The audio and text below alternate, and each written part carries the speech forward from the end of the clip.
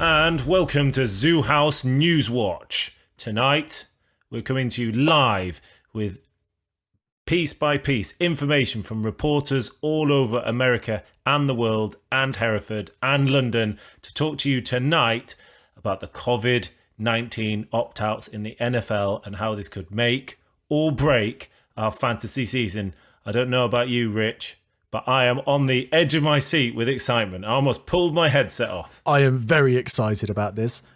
Let's introduce ourselves first. I am Rich, aka Zoo House Bear, and I am joined by my fellow news anchor, Mr. Too Excited Zoo House Goat.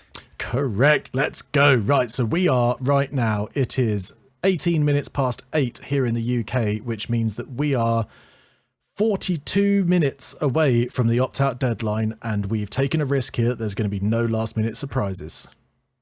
I've spoken to my friends all across the United States. I've spoken to Donald, spoken to Joe, spoken to Barack, spoken to George, who are all former presidents who have nothing to do with this, but I've still spoken to them, and they tell me and assure me that no more opt-outs because we want fantasy football this year. We need NFL.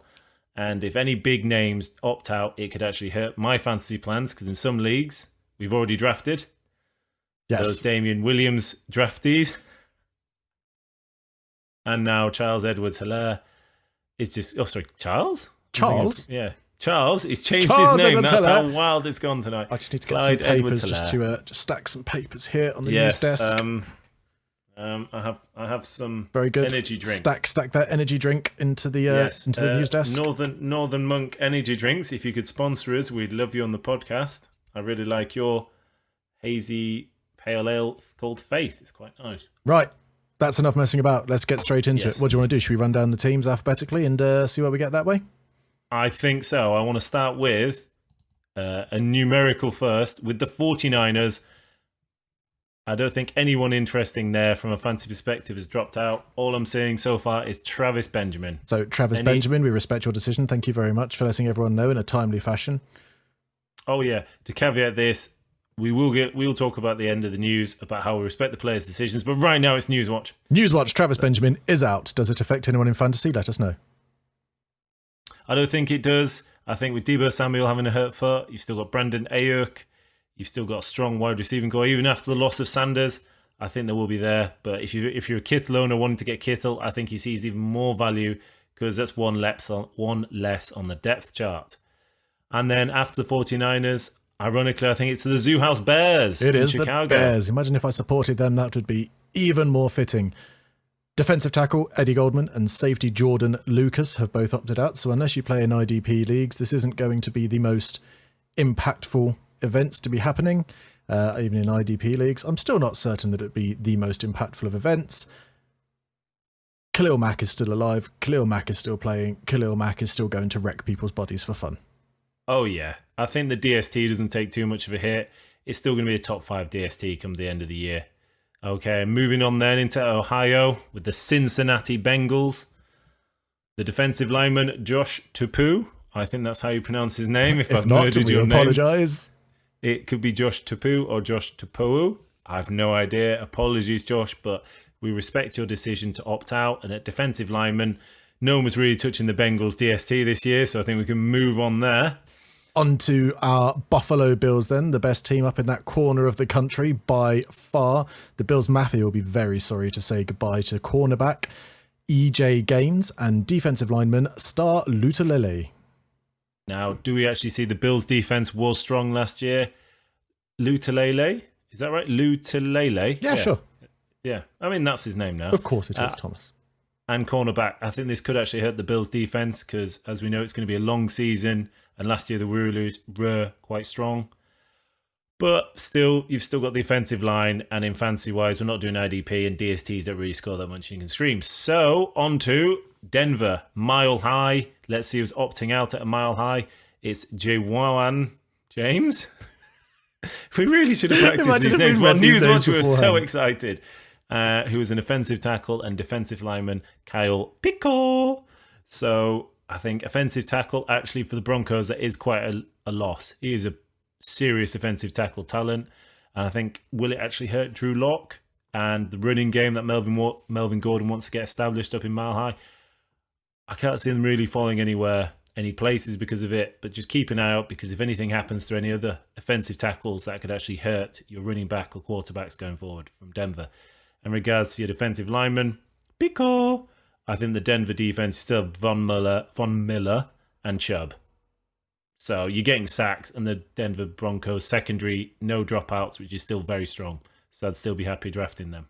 Okie dokie then. Moving on to the Browns, and this is probably the first place we're going to find some traditional fantasy impact. We have defensive tackle Andrew Billings opting out, and then we have what might be bad news for Baker Mayfield's legs this year.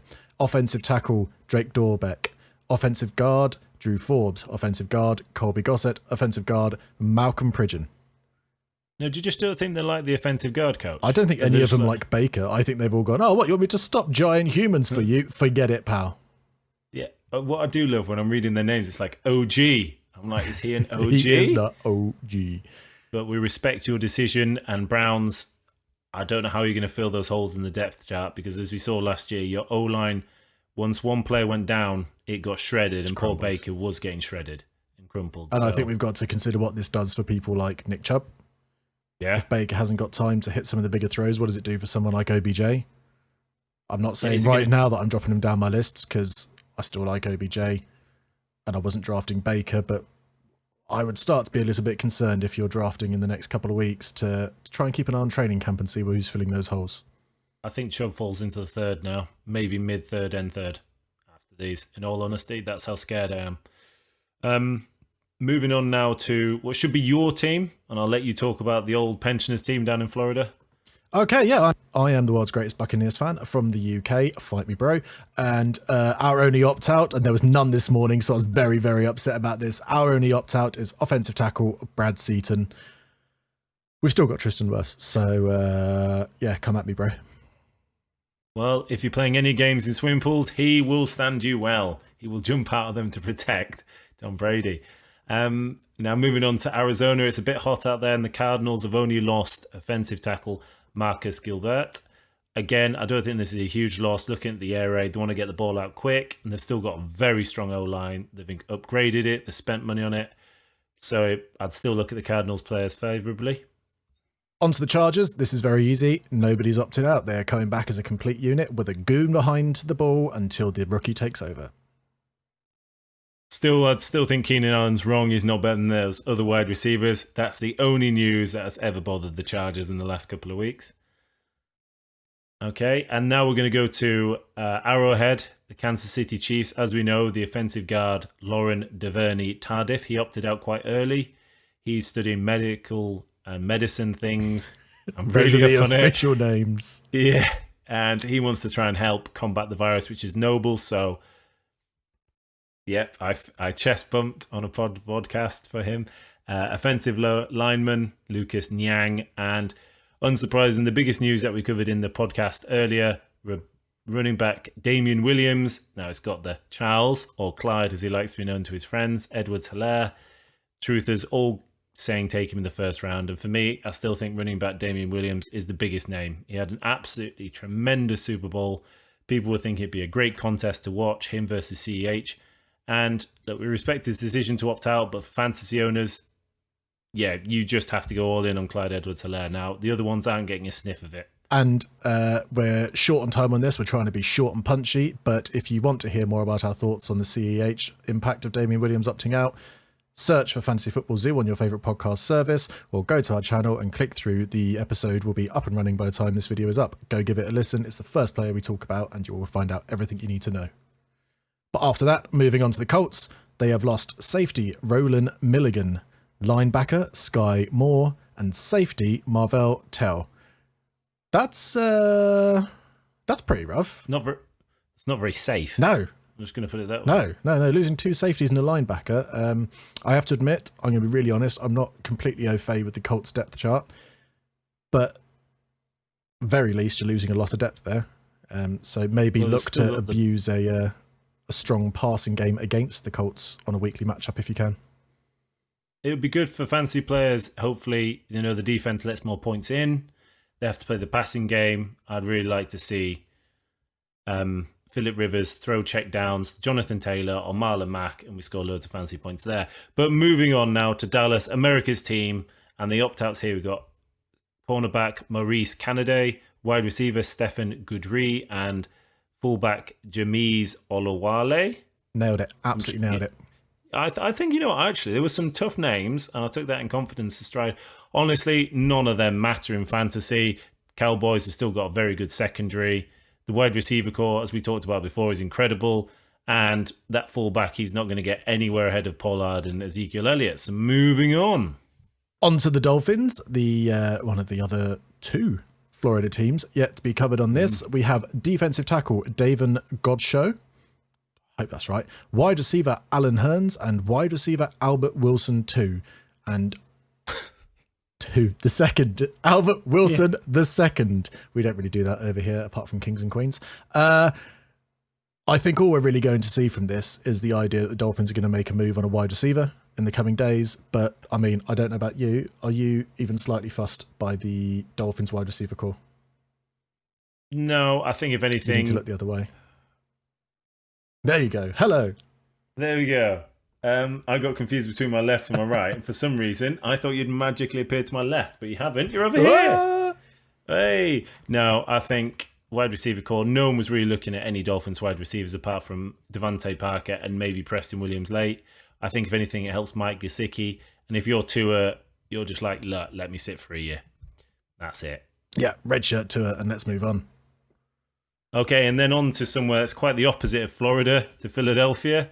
And the Eagles, look, they've had it quite injury-prone in the past, and Marquise Goodwin at wide receiver has opted out.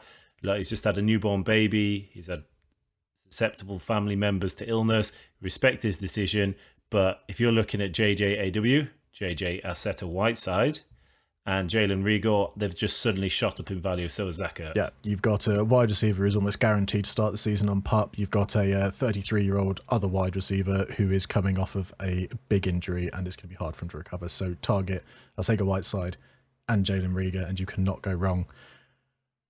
Again, we talked about it in the podcast. Go find our podcast, Fantasy Football Zoo. Moving on to the Falcons. No opt-outs. Another easy one for me. I'll let you try and murder some names on the Giants. So, the Giants, the biggest Super Bowl cheaters of all time, but I'm not bitter. Opting out so far is cornerback Sam Beal, wide receiver Damari Scott, and offensive tackle Nate Solder. I'll be honest, the only one that'll cause any concern to fantasy relevance is Nate Solder. Obviously, he's a key integral part. He's a really strong player, and that may impact Barkley in protecting Daniel Jones. As we know, Daniel Jones was tackled quite a lot. He fumbled quite a lot last year, not having this extra protection. Will it mean Saquon gets hit earlier and gets injured earlier? That could be a case. And for people who have second round pick in my home league, I wouldn't touch Saquon. I'd just let him slide. No, I am still going to be taking Saquon because you know what? Andrew Thomas, the first O-lineman off the board, 4th pick overall in this year's draft. He's played right tackle. He's played the last 2 seasons at left tackle. So why would we not see him step over to take Nate Solder's position over there at left tackle? It's going to leave Danny Dimes blindside open. Oh no, he's right-handed. Yeah, let's move him over to left tackle. Let's go. Go on, let's go. Yeah. Cool. All right. Jaguars. They have lost. This is the final of the Florida teams, by the way. Have I done all Florida teams? I have. I love Florida. Yeah, you have. I am You've nailed Florida it. man. They have lost linebacker Lerentee McCray, Scottish name, good old Scottish name. Cornerback Rashawn Melvin, and defensive lineman Al Woods. And again, do those mean anything to you in terms of fantasy? No, I mean, no one's taking the Jags, do they? They're going to be a dumpster fire this year. I have a feeling they're trying to tank for like Trevor Lawrence or something. So, I mean, still draft Fournette because Fournette's awesome, but otherwise, get out of town. Yeah, and then talking about a team you'd also want to get out of town of, like Jamal Adams did successfully, the New York Jets. They've had so far opt-out linebacker James Burgess, offensive lineman Leo Koloamatangi. It rolls off the tongue. And linebacker CJ Mosley. I think the only one there for me is Leo and CJ. But again, you were never going to touch the Jets D in any seriousness. And the offensive line was the least of the worries in the Jets. I think it's the fact you've got Adam Gase as your head coach. So I just forget about the Jets in fantasy apart from Le'Veon Bell. Good advice. Moving on to Detroit then. The Lions are going to be losing wide receiver Geronimo Allison, defensive lineman John Atkins, and center Russell Bodine. I mean, Geronimo Again, Allison, I actually- wasn't going to really touch the Lions. I quite like Matt Stafford, but if you're touching the wide receivers at the Lions, you're taking Kenny Golladay or you're taking Marvin Jones. It's going to hurt their depth a little bit, but maybe that just buffs Golladay and Jones. Maybe they have to pick up some extra targets to cover losing Geronimo. And as far as the defensive line goes, you're not touching the Lions defense, apart from in really good matchups, I don't think. So. And just coming breaking news, Lions fans are actually asking to opt out of supporting their team. That is not related to breaking COVID. news. That is just because they've been through so many years of just terrible teams. Mediocrity. Yes. And then speaking of a team who plays them in the NFC North, but is the opposite of terrible in history, the Green Bay Packers. So far, wide receiver Devin Funchess is out. Now, we all know Aaron Rodgers' thoughts on the draft and how they got no offensive weapons. So they signed someone in free agency who lost his place at the Panthers, lost his place last year, wherever he was. Funchess, he was so boring, I can't remember. I think it was the Colts. Yes, it was the Colts. Look, you're so boring. If you've opted out, you weren't relevant in fantasy, so I'm just going to move on. No, I'm going to tell you though, right? So Lazard, Valdez-Scantling, St. Brown, Bagleton, the rest of their wide receiver room, their career total receptions are 121. Funchess alone has 164 career receptions. None of them are going to step up by Aaron Jones. He's going to have to carry that team. And obviously Devontae Adams. But he's going to, between those two, they're going to have to carry that team across the finish line. And Aaron Jones. Yeah, that's what I just said, by Jones. And Devontae Adams. Have you thought about Aaron Jones? There we go. And Aaron Rodgers? Yeah, get Aaron Rodgers. Why not? Yeah, in fact, just get the Stack two or two, I reckon Aarons. you do all right with that. I know, you know what? I'd be happy with that. Anyway. On to the Panthers. They have lost linebacker Jordan Mack and linebacker Christian Miller. That's a pretty big punch to the gut with Luke Kuechly retiring at the end of last season as well. That's a lot of linebackers gone now from the Panthers defense. So, were you targeting a Panthers defense off the bat, or are you going to look at maybe just streaming them for a hard week? It's going to be a tough time to be a Panthers fan, I think, potentially this year. I think they need to get back into the line of searching for linebackers. That's what I think. Oh, this has worked out perfectly because we now arrive in New England with the man with the New England draft cap on. Tell us about the Patriots. And they didn't have any opt-outs, did they? Well, Bill Belichick has pulled a masterstroke again to free up almost 20 mil cap space, and we'll talk about very quickly on who he's going to sign. But to cover off who's opted out, running back Brandon Bolden, offensive tackle Marcus Cannon, safety Patrick Chung, big loss, linebacker Dante Houtout. We don't even need to talk about how much of a massive player and loss that is. Tight end Matt Lacoste, I thought it was Matt Lacrosse, so he's probably playing the wrong sport, so it's good he's opted out.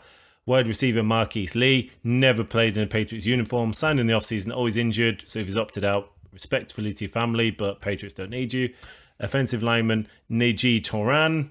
Neji, we understand, take your stipend. And fullback Danny Vitale. Again, you've got Sony Michel, James White, and Burkhead. You weren't getting a look in. I think the biggest losses there are Chung and Hightower, but which affects the Patriots D, which was absolutely insane last year. So I would take it down maybe a notch because they're huge players to replace. I know you still got Gilmore, but unfortunately one player doesn't make a defense, unlike the offense where one player can. But, and this is what I want to talk about, Master Bill, the dog that is Nike, has pulled some strings, encouraged these to opt out, 20 million cap space. Jadeveon Clowney, he's taken his asking price down to apparently 15 million. Clay Matthews is around. Boom. You snap up those little badgers and you have a very tidy team and a very tidy defense. It's all come together. Cam Newton in the offseason. Now suddenly they're opting out. 20 million of cap space. Jadeveon Clowney and Clay Matthews. I'm calling it right now. Fantastic. We will see how that pans out in real life. On to the Raiders, the team led by the most beige quarterback of all time. They have lost linebacker Ukeme Eligwe. Nobody cares. Let's move on. No. Off to the LA Rams. They're featured on Hard Knocks. And ironically, they've had no Hard Knocks of opt-outs. There's my... Hey. So, Rams, tidy work, whatever you're doing there. No opt-outs in LA at all. On to the Ravens, home of your reigning Super Bowl MVP. They have lost offensive tackle Andre Smith and wide receiver DeAnthony Thomas. I don't think the wide receiver loss is going to impact their plans much. Do you know much about Andre Smith at offensive tackle? Not personally, no. Okay, well, I mean, still expect them to run a lot because that's what they do. So, don't really change the plans. Yeah, they've got 3 runners at running back, essentially. Yeah. And then closing off the NFC South, I believe it is, we have the New Orleans Saints. And this could be it because at tight end, they've had 2 dropouts in Jason van der Laan and tight end Cole Wick. Look, they've still got Jared Cook, but behind that now, who have they actually got? Maybe they're going to transition Taysom Hill to play there as well. That's my only thoughts. But if you're in that tight end locker room, you're a late round rookie at tight end who got drafted, this could be your year if anything happens to Jared Cook. So Saints players, we respect your decision to opt out, but I don't think you win in the division anyway. So do you think Jared Cook is going to be any good? Yes, he was all right last year. But do you think he's going to break up to that kind of Darren Waller type level now? No, he never has in his career. No, that's it. Fair enough. Do you? No, not really. There's like 5 tight ends I'll target, and if not, I'll just stream. On to the Seahawks then. They have lost offensive guard Chance Warmack. Again, I can't particularly see this having too much effect on fantasy. Russell's a little bit of an escape artist anyway, so I imagine he'll be fine and he will find a way around this. Well, their O-line just opts out every game anyway and he just runs. Exactly. So. He's used to giant people running at him from a defense. I don't think this is going to make any difference. And I don't think anyone's particularly targeting a Seahawks running back either. So it shouldn't be. Maybe Chris Carson maybe in just about, some rounds. But I don't think anyone's worrying I about it. I personally wouldn't. He just fumbles. Yeah, exactly. Anyway. Fumble Carson. Moving on then to the Pittsburgh Steelers. And again, no opt-outs. Look, they're a tough city, tough fans, and tough team, it seems. Agreed.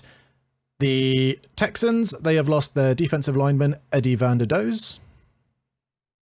He Van Der Does opt out. Doesn't anymore, apparently, this season. Fair play to you, Eddie. Fine. We've got 2 teams with franchise names next, and then the final one we'll touch on. So the Tennessee Titans, offensive tackle Anthony McKinney has opted out. Again, would that hurt Derrick Henry? I don't think so. He just runs through his own lineman anyway, so I don't see it affecting the Titans. And then I'll cover the Vikings before passing the most important team, who haven't got a franchise name, over to the Bear. The Vikings defensive lineman Michael Pierce. Again, Vikings D was strong. I don't think it's going to impact anyone in fantasy. To close it out, Bear. Let me just shuffle the papers. There we go. Mm-hmm. And lastly, but not leastly, we have the Washington football team TB8. They have lost defensive lineman Caleb Brantley and linebacker Josh Harvey Clemens, and this is the least of any of their worries this offseason. Oh, and then another big opt-out. I'm just hearing it in my ear. And Miami have lost another one. It's coming in from defensive end Greg Rousseau. That is live as you watch this later, but it's live for us now. It's live now, not later, live, but now live. But this is a huge loss for the Miami D. He recorded 15.5 sacks last season, second in the country, has opted out of college football season. So that isn't Miami Dolphins. That is Miami College. So it's not Miami Dolphins. Just want to clarify, but he was arguably the top draft eligible pass rusher in the 2021 draft. Right, let's have one last little look at Twitter. Miami defensive end Greg Rousseau, Penn State linebacker. This is all college players. We don't play fantasy college ball. I think that's going to be it then. There is 19 minutes left now until the deadline, and we are going to let you get away and watch it back in time in the future. And thank you for listening. This is Zoo House Goat signing out from News House Watch. And I am Zoo House Bear. Have a wonderful day and stay classy.